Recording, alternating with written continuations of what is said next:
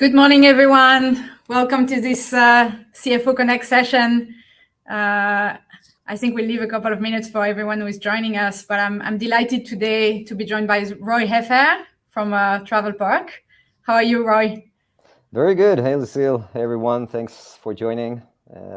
Very excited to be here. Thanks, Roy. Maybe we could start by a quick round of intros for all of the audience. Maybe Roy, do you want to give us a little bit of your background and obviously your new role at TravelPerk? Yeah, absolutely. So I joined TravelPerk about 3 months ago as a CFO.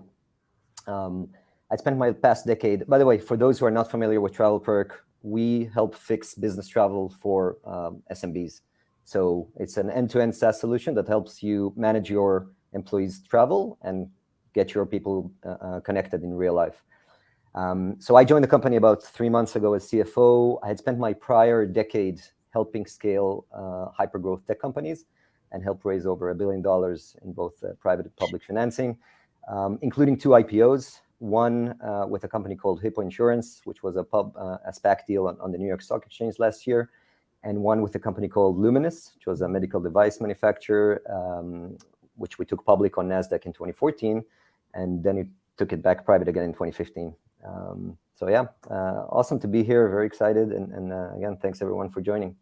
And we should mention Lucile, that TravelPerk just reached 100 million ARR, so congrats for that. Yeah. Milestone. I think we call them centers now, right?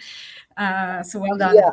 I must say one thing is this whole session has nothing to do with TravelPerk's journey. Like we are not there yet in terms of IPO, but obviously happy to share my experience and best practices. That's great. And so I'm Lucile. I'm a partner at EightRoads. We're a global VC firm with offices across US, Asia, Europe, mostly focused on Series A, Series B.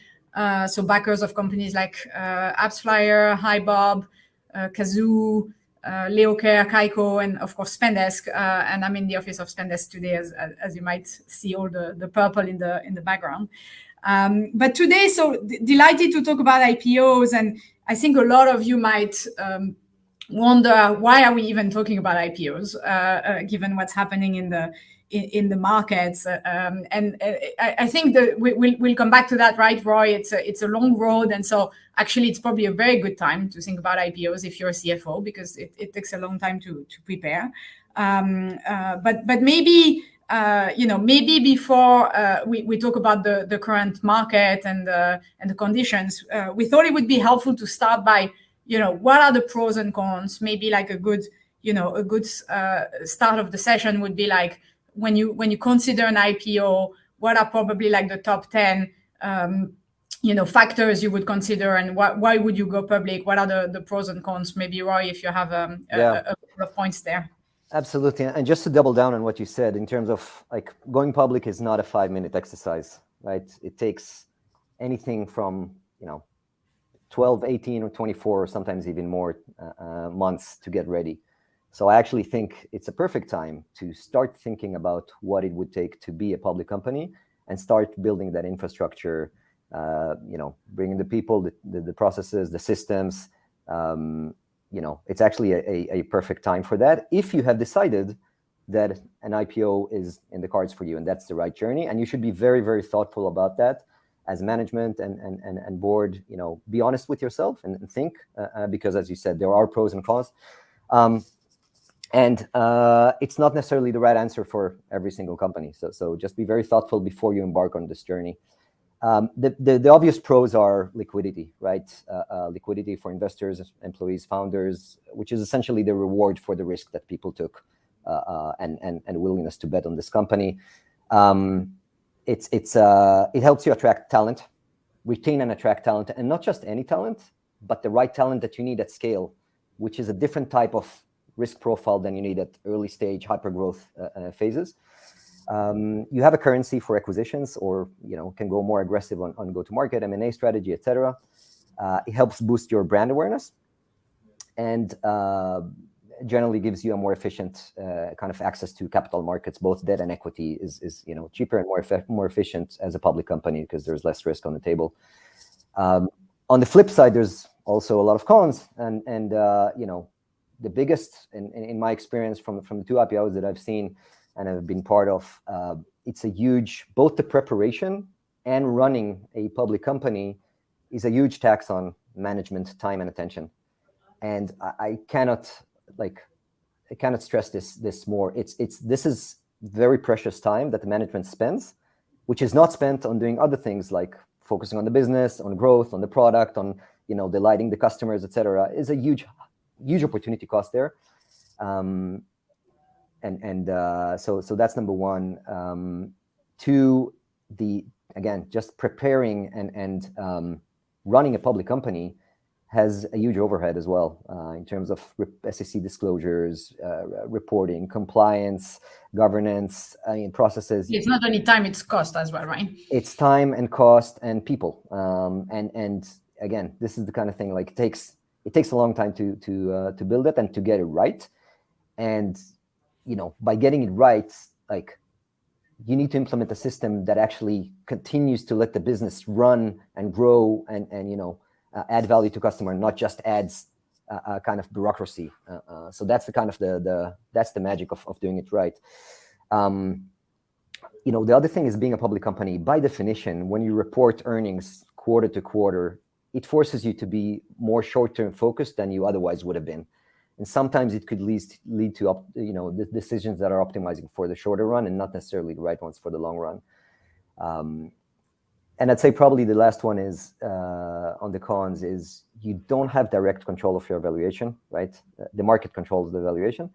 And that could be a good thing sometimes if the market is moving in the right direction and people get your story and everything, but you could be also beating all your metrics. The market is not doing great, and therefore your stock is going down. And you look at yourself like, what else can I do? I've been overachieving everything that I told people, but stock is going down, and it's just, it creates sometimes stress and just a lot of noise in the company, and so that's something to consider before you embark on this journey. And by the way, regarding liquidity, just last point, remember that liquidity can also be achieved via secondary transactions, as probably everyone knows. So it's not the only way to achieve liquidity if that's the goal.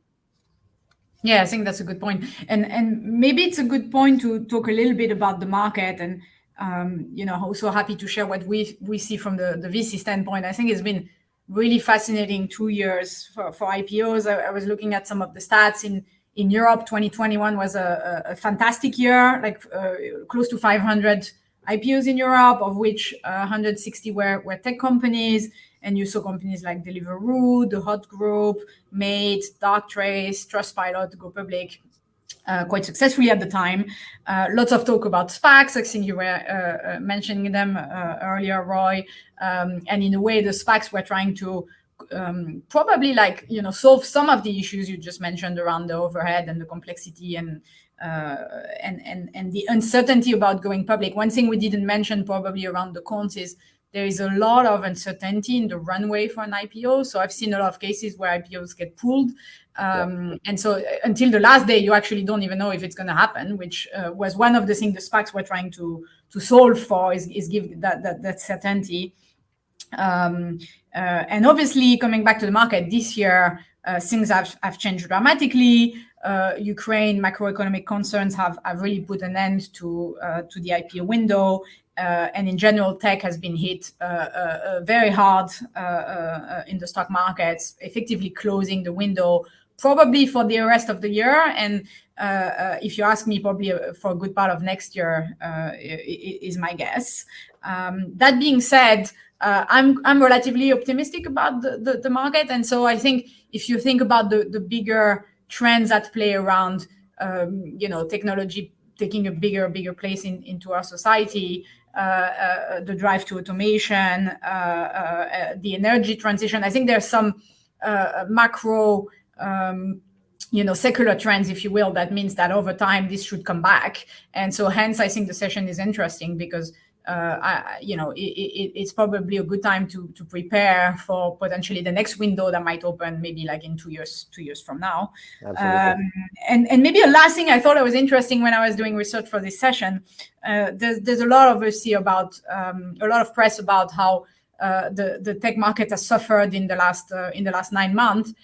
One interesting thing is actually if you look at the cohort of companies that went public in 2019, so probably before like market got really overheated, they're still in the green, right? Like they're up 38%.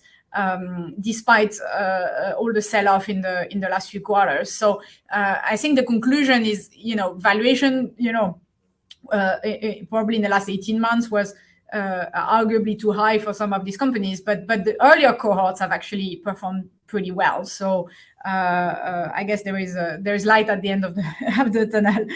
Listen, it's cyclicality, right? I mean, we've lived through recessions. The market goes up, the market goes down. I think the most important thing is focusing on the core of your business. Like, don't let that noise get in the way of,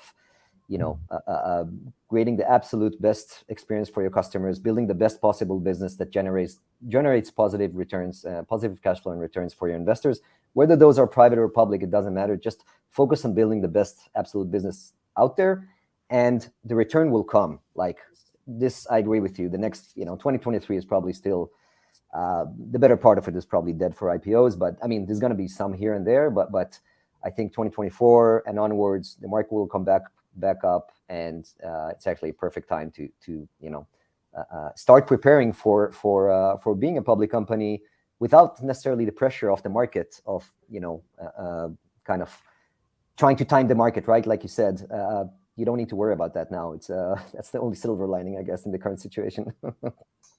And there will be appetite, I think, for companies that display all the metrics. I think by now we have enough, playbooks and benchmarks of, what makes a good IPO. So maybe a good question, Roy, is what do you think are the goals or the metrics where people can start thinking, okay, my company is IPOable? Like, what do we see historically in terms of the median IPO?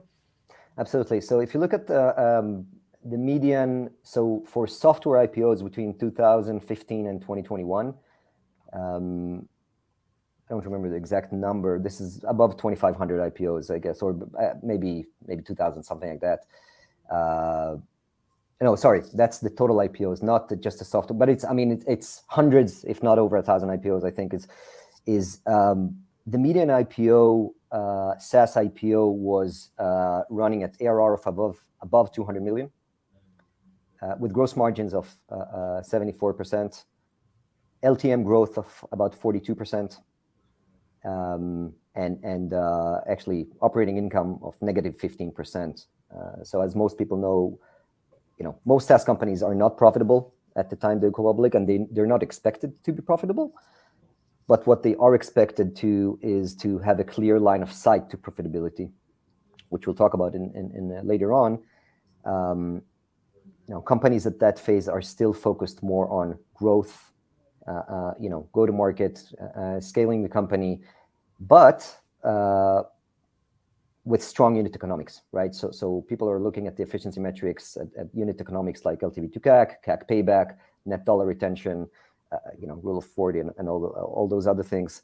And so it's not necessarily bottom line profitability, but it's strong growth while basically creating value, right? Every incremental customer should create incremental value.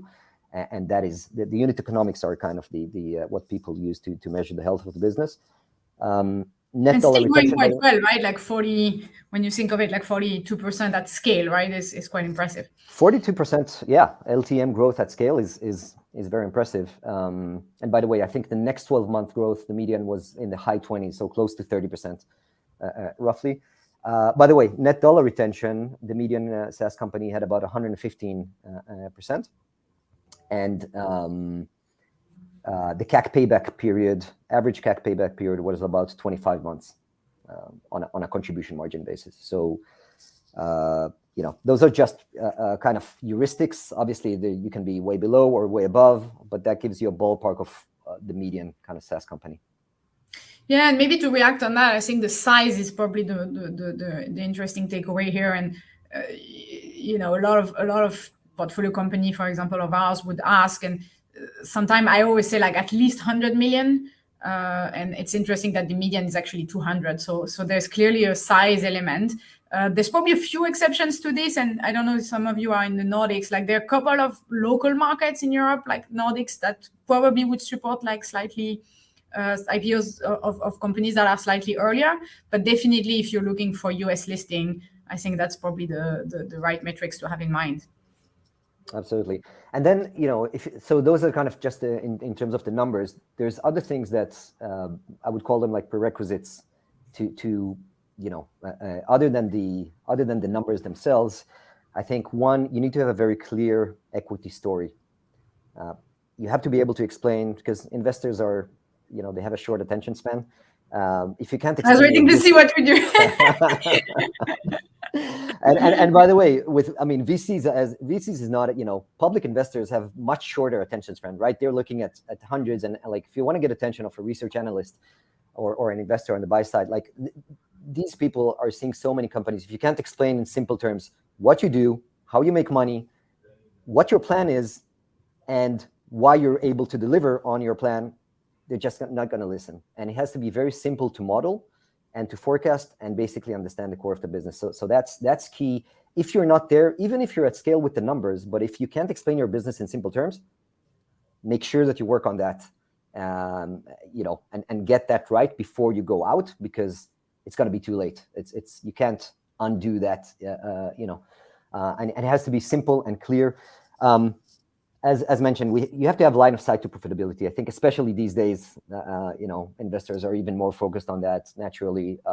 Again, it doesn't have to be profitable, but you have to have line of sight. You have to show what are the milestones that will get you to break-even profitability, and basically be able to communicate on those milestones on a recurring basis and tell people, hey, here's what I told you.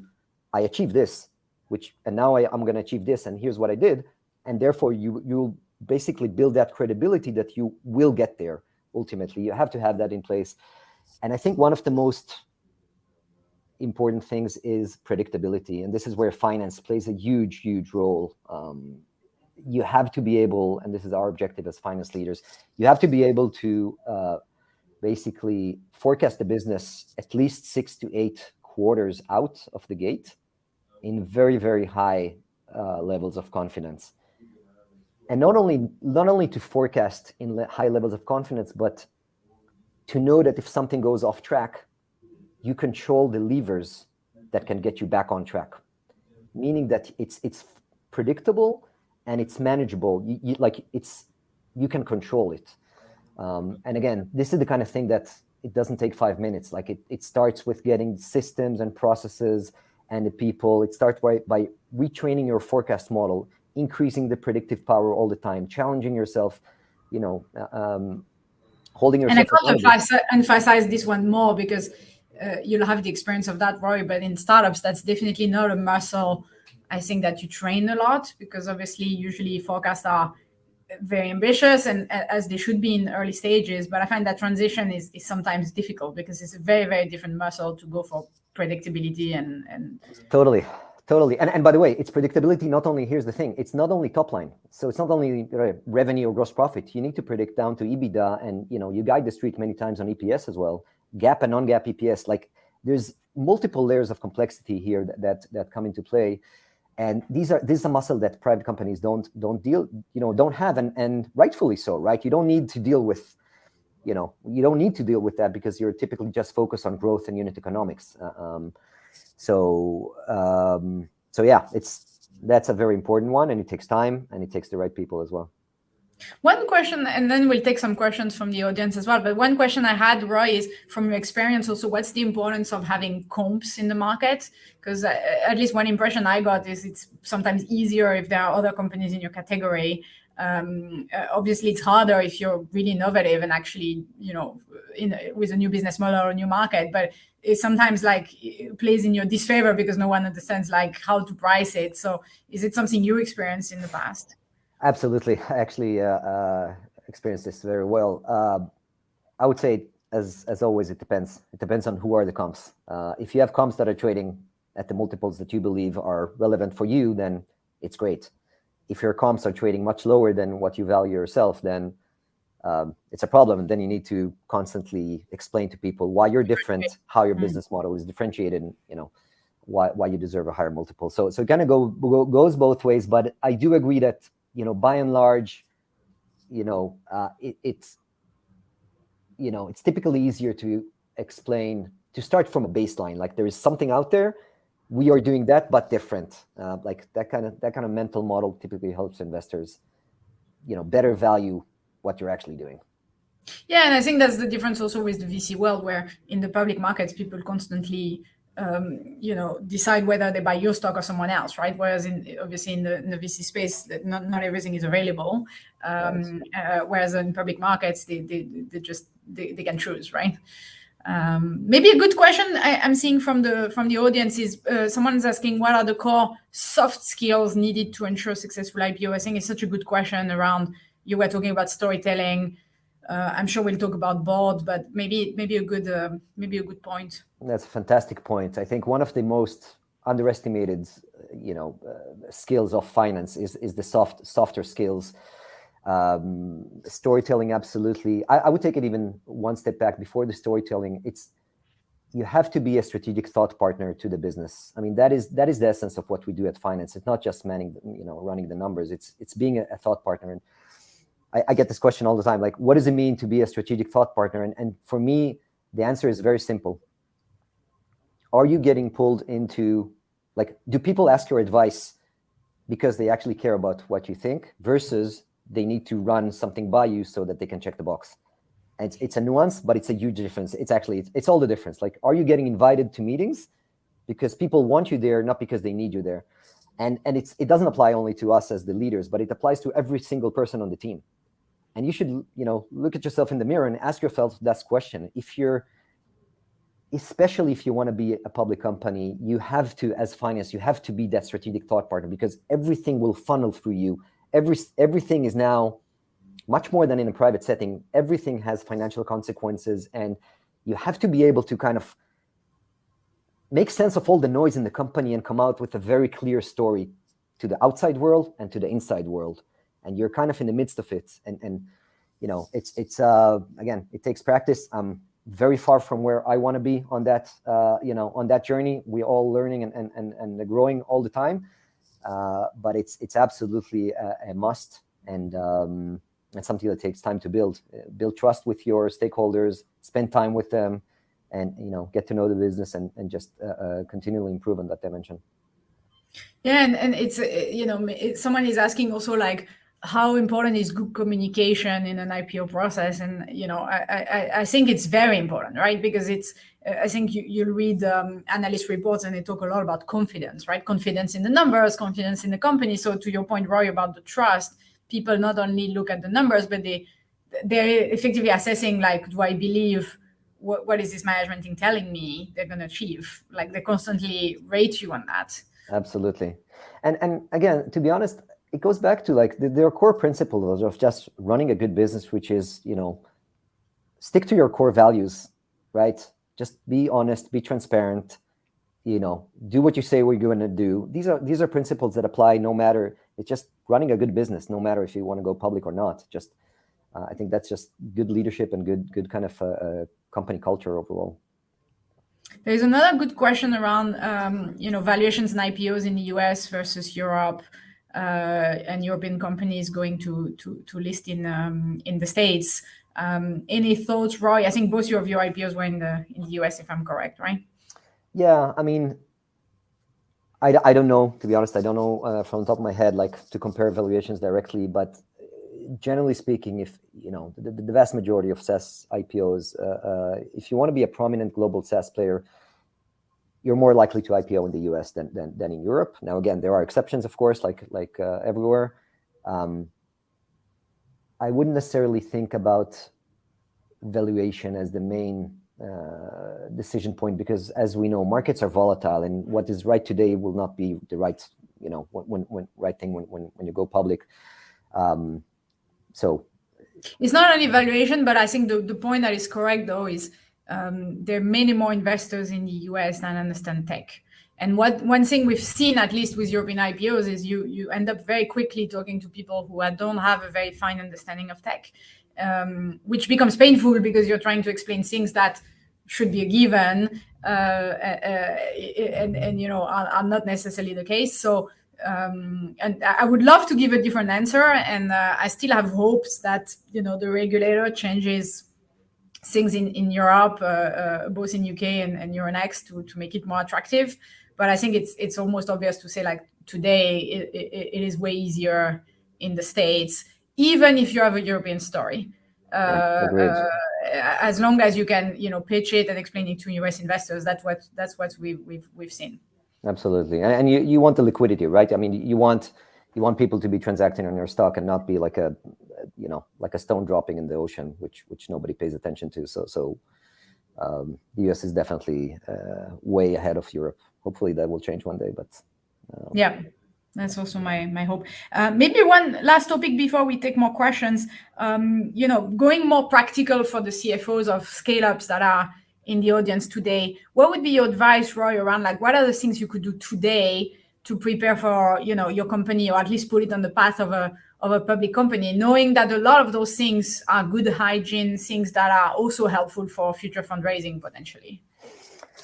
Absolutely. I would think about it in 3 dimensions. So systems, processes, and people, and actually maybe people, systems, and processes. So get the right people on board first and foremost. Systems, you want things like, I mean, these are obvious things, but you need a strong BI tool, right? You need data integrity. You need to have a strong forecasting tool, whether it's things like Pigment or Pareto or many other things. I mean, there's a lot of very, very good software companies out there that provide solutions. You need to be able to trust the numbers that the algorithm spits out. Like, it has to be automatic. You can't question the things that come out of the system. You need to rely on that, and then build your forecasting muscle accordingly based on those numbers. So build a strong forecasting muscle. Learn the different drivers. Like, at the end of the day, there's probably 5, 6, 7 things that actually move the needle. Focus on those. Learn really, really well how resource allocation will affect each of these drivers, and just try to think of your business in that simple ways. Like, here's my forecast. Here are the 5 to 7 things that actually move the needle. Here's how I can affect them, and train yourself, train the team, hold yourself accountable. So one of the things that I did in both prior companies, we started to put metrics for, like, how far off are we going to be on forecasting on top line, on gross profit, on EBITDA, etc., and just starting to train and hold ourselves accountable. I think this point, by the way, of the having 5 drivers is such a good point. I was smiling because I see, like, some forecast now is like the season to do like 2023 budget, and some are so complex. Like, people create those like master spreadsheets, and it shouldn't be, right? Like, it could be detailed, obviously, for your cost planning, but the big drivers, like, there should be a couple, right? So if you have that master Excel with like 500 tabs, like, maybe it's a moment to try to simplify it and focus on the key things that matter, because it helps then understanding how I pull the lever and what happens if I change them, right? So I think it's absolutely. And the other component, by the way, is also the whole ecosystems of advisors, from accounting, legal, bankers, and even start, again, depending on where you are, you don't want to do this too early, just because, again, it's high opportunity cost, but start interacting with the street, right? With research analysts, start to get into start to understand who's who in your industry, right? Who are the ones that are like the prominent thought leaders, things like, again, if you want to list in the US, for example, you have things like diversity requirements for the board, which things that take time. Like, you don't just build a diverse board in 2 weeks. It takes time. You need to build relationships with the people, and you want to make sure those are the right people that will sit on your board. So again, there's a lot of things. Clean up, again, I'm just kind of going off the cuff here, but clean up your cap table, right? Get your audited financial statements in place. If you have, if there's been a question about revenue recognition policies, make sure you get that right. Make sure you get it, validated by, not only locally in wherever your country you're operating, but take it to the take it to kind of the senior leadership of your auditing firms. Make sure that it's kind of bulletproof, so you don't need to restate it or kind of go back. There's a lot of things that we can do as finance. And by the way, the beauty of all this, nobody else needs to know about this. Don't go and build a plan and tell people, here's what I'm doing. Just do it. Do it quietly. Don't take any time off the business. Don't, of the CEO, CRO, COO and product. It doesn't matter for them. You do it in your own kind of on the side. You prepare so that when the time is right, you've already, done your homework, and you can actually, help take the company to the next level. Yeah, and cleaning up this, clean up your house, I think is a good advice in general. Also, things like using cap table management tools, they're pretty cheap these days. They will help you sleep better at night, right? Like, so if you could almost make sure, okay, my cap table is like bulletproof, have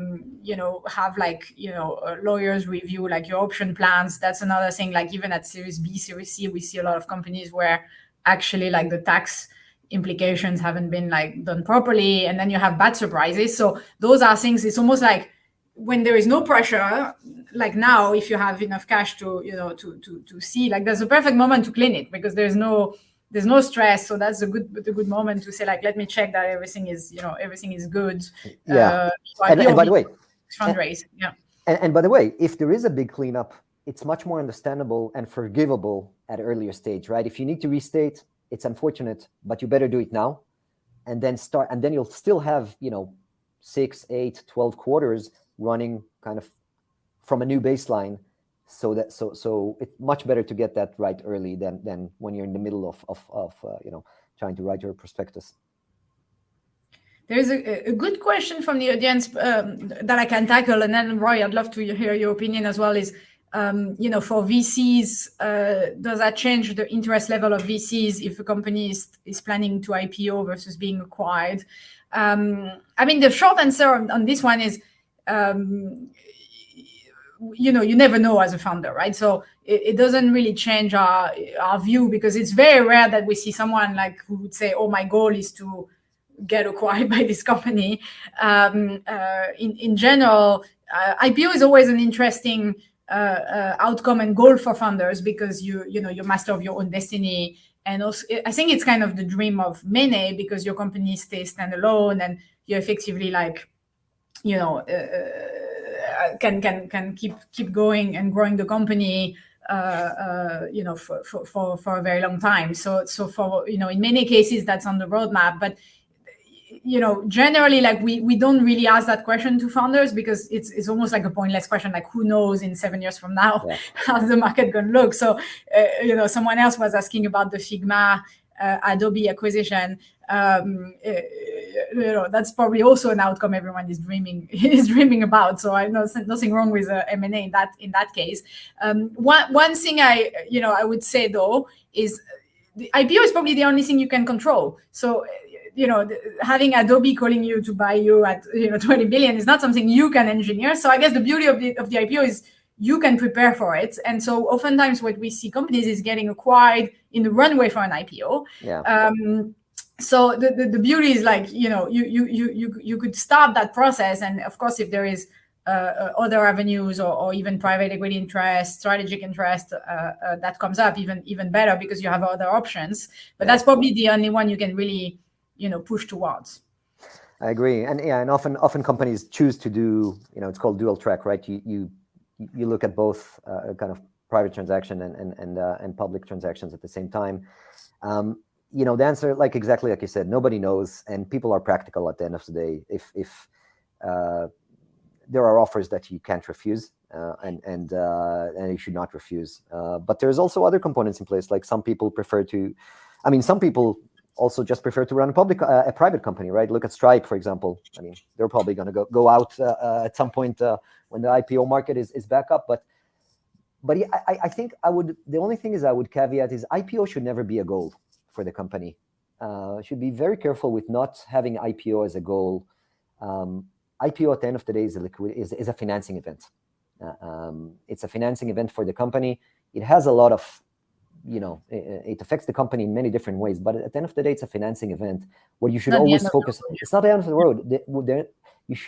The core of why this business exists and every business exists is to add value to customers, and to generate cash flows and returns to investors. Be very careful with making IPO your ultimate goal. And I wouldn't even talk about it when in early stages. It's not relevant. Grow your business, focus on making good, create a good company. That's exactly. There is a good question from someone else asking, many CFOs learn during an IPO process, like the very optimistic valuations shown by the banker have to come down, leaving everyone disappointed and frustrated. I think it's a good question, and that's probably around like expectations management, and we'd love to hear your thoughts around that process, Roy. But it's very clear that oftentimes, like when they pitch, bankers would show you like probably the best outcome possible.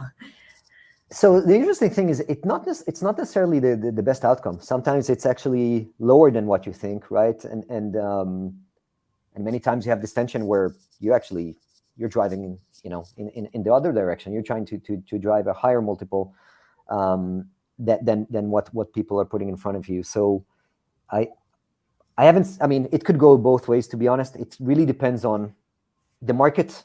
It really depends on what the market is at any given point in time, much more than what the bankers say. I have a lot of respect for investment bankers, but I've seen over time how all their models could break if the market goes in a different direction. So it kind of, I give more or less weight to what bankers tell me, depending on how volatile the market is, right? That's kind of the key. You need to be able to pay attention. If the market is stable and going in kind of steady flow in the right direction, I think I would give more weight to what they say. In other circumstances, I would just ignore it, frankly. Yeah, and you have to understand where you are in the process. So like the very first conversation, they obviously don't know a lot about your business. They're trying to get the mandate. That's probably where they would, give large ranges.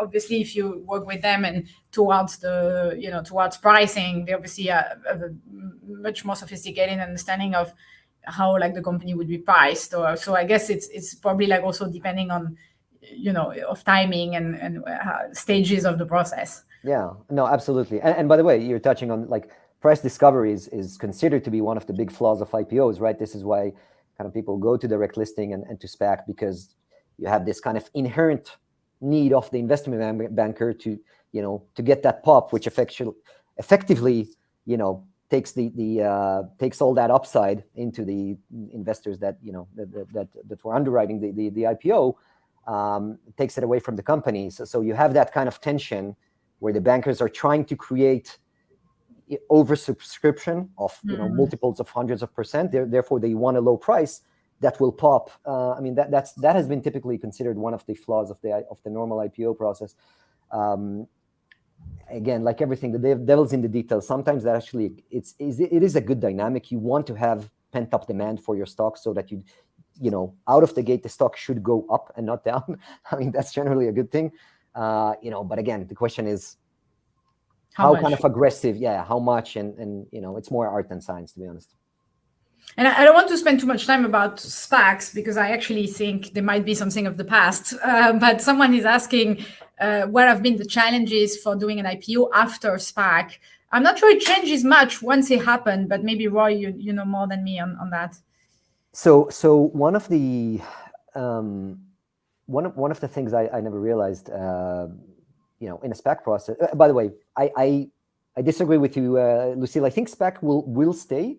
But I think they will evolve, and maybe we will, it will just be another way to go public.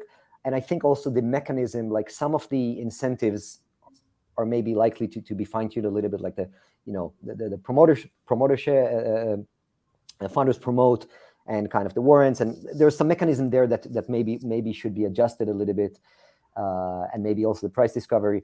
But I think, one of the underestimated things for me in a SPAC process was the fact that you don't get any research out of the gate, basically. So as opposed to a normal IPO where you have the research analyst of your underwriter, right? So if you go with, Goldman Sachs or JP Morgan, whatever, their analyst will cover your stock. That's part of basically how it works. They will cover your stock out of the gate. You'll have research. You will have materials to provide to the buy side that they can rely on to build a position. That's not the case in a SPAC. It's not guaranteed that you will get coverage. You need to work and kind of build your way up into getting coverage from those analysts, which again have other companies that they're looking at. They're not obliged to kind of cover you. That's I won't say a big downside, but that is something to consider in a SPAC process, which is different than a normal IPO. So I wasn't sure that I fully understood the question. Yeah, I think once it's listed, though, there is not a lot of difference, right? Is that correct? Yeah, once it's listed, again. So I'd say two things. There's a little bit of the psychology like of the SPAC, right? And practically speaking, you're absolutely right. There's no difference at all once you're listed. But you won't have coverage, so you need to build that over time. That is a difference. But once you have coverage, there's practically no difference. It's pretty much similar to any listing. Yeah. Maybe one question, we talked a little bit about that, but it would be good to deep dive. I think someone is asking, how do you adapt your finance team to an IPO process? We'd love to hear maybe about the skills and the type of experience. Like, did you bring different type of people? You were talking about training, upskilling. Like, are there specific things to think about? I think you want the right mix of people in the team. People with experience in running a public company, people with experience of transitioning from private to public, meaning like going through the process, drafting a prospectus, an S1 or S4, and also just people with totally fine if people don't have that experience. Most people statistically don't have that experience, so it's totally fine. Don't feel it's the minority that actually have that experience, and they're fortunate to have that. But I think if you think about like the main finance functions, right? Controllership, treasury, strategic finance, corp dev, and investor relations. I think the one area where I would lean more on people with public experience than not is on the accounting side of things. Like, you want people there, especially at the senior level, who have gone through that transition, either taken companies public on their own, or have joined in a very early stages of a public company. Because it just, I would not compromise there for sure. I think in other areas it's fine. There's a little more tolerance, but accounting is the one area where you must rely on people with experience. Yeah, can't wing it.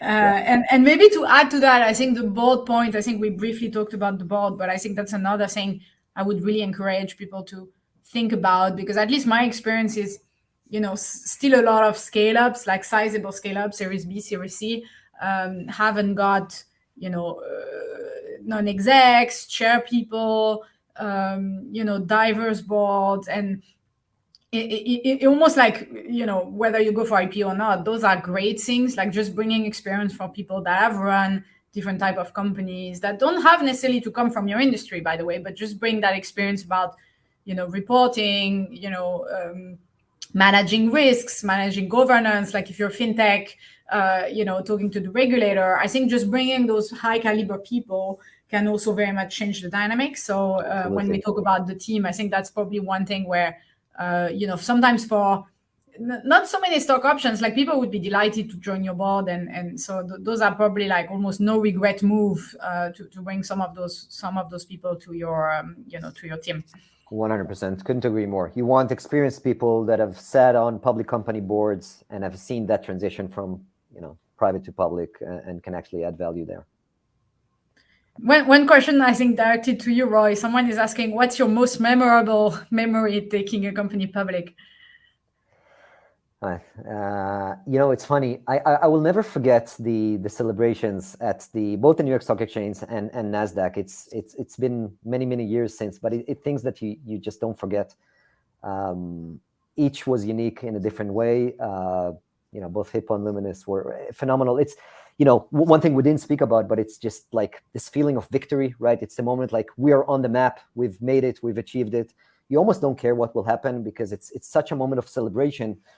And yeah, I think those two moments, not only ringing the bell, but also the celebrations, it's like a whole festival, in the coming days of just before you kind of go public, and then right after that, it's everybody's on a high, like everybody's high-fiving and hugging and celebrating and, drinks and whatnot. You feel at the edge of, you feel at the top of the world, which is an amazing sensation, but you also need to like get down to earth very, very fast and execute and deliver on everything that you told people. But that's those would be my two memories, both Hippo and Luminous, the actual ringing the bell and the celebrations after that. Yeah, it's interesting because, as you said, it's not a goal in itself, but it's clearly something to be said about being on the map or joining an exchange, which for I think a founder must be quite an amazing sensation. And I think we were looking at the stats, Roy.